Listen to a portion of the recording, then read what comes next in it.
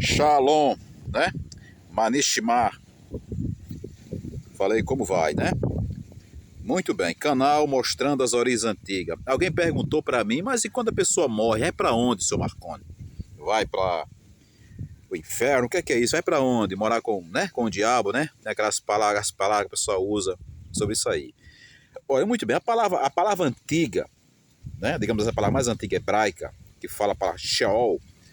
O Sheol é o seguinte, é um lugar, todo mundo quando morre vai para onde? É colocado em um túmulo, em uma cova, pode ser alguém morrer enterrado em um cemitério, podia ser na cidade, podia ser na zona rural. É um lugar que a pessoa coloca alguém dentro para ser sepultado ali, um lugar de sepultamento na verdade, né? Todo mundo quando morre alguém leva a pessoa para o Sheol, quem leva é os outros que levam a pessoa para o Sheol. É normal isso aí, tá? Todo ser humano morre. Quando morre é levado para ser enterrado. Significa isso aí. Então traduziram a palavra para a língua grega, né?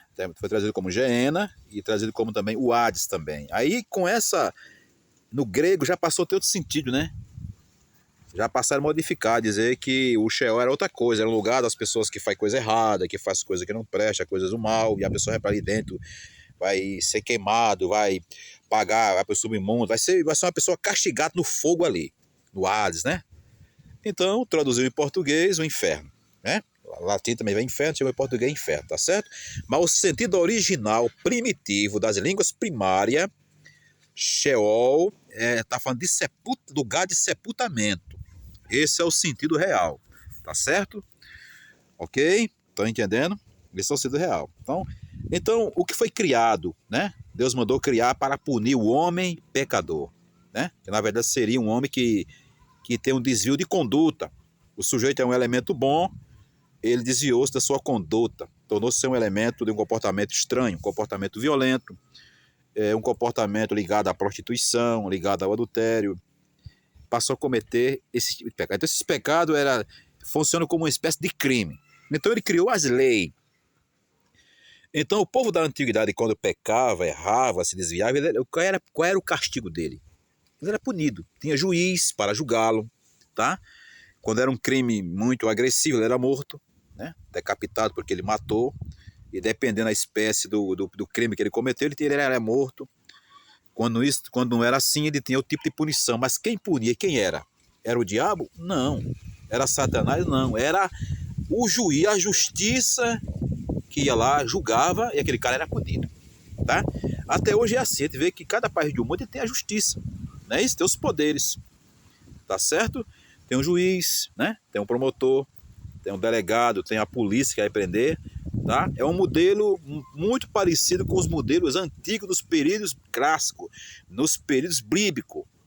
Então, a punição do homem é aqui na terra mesmo. Por isso que Deus deixou as autoridades. Se fosse para o cara ser punido em outra vida, né?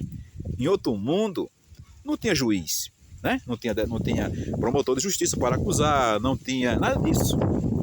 Então ele criou as leis, criou a justiça para quê? Para controlar a sociedade.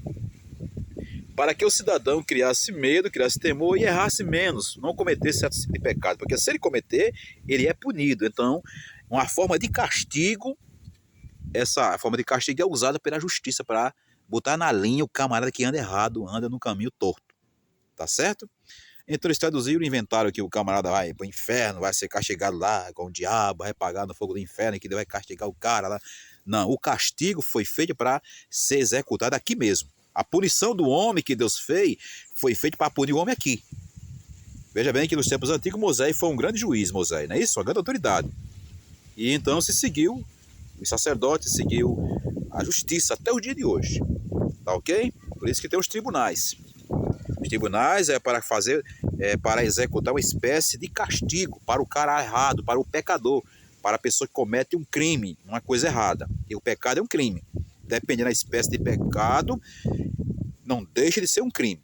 Tá? Tem crime que é de morte, tem crime que não é de morte. Mas todo crime é crime. Que é uma espécie de pecado, desvio de conduta. Tá certo? Essa é a explicação. Ok?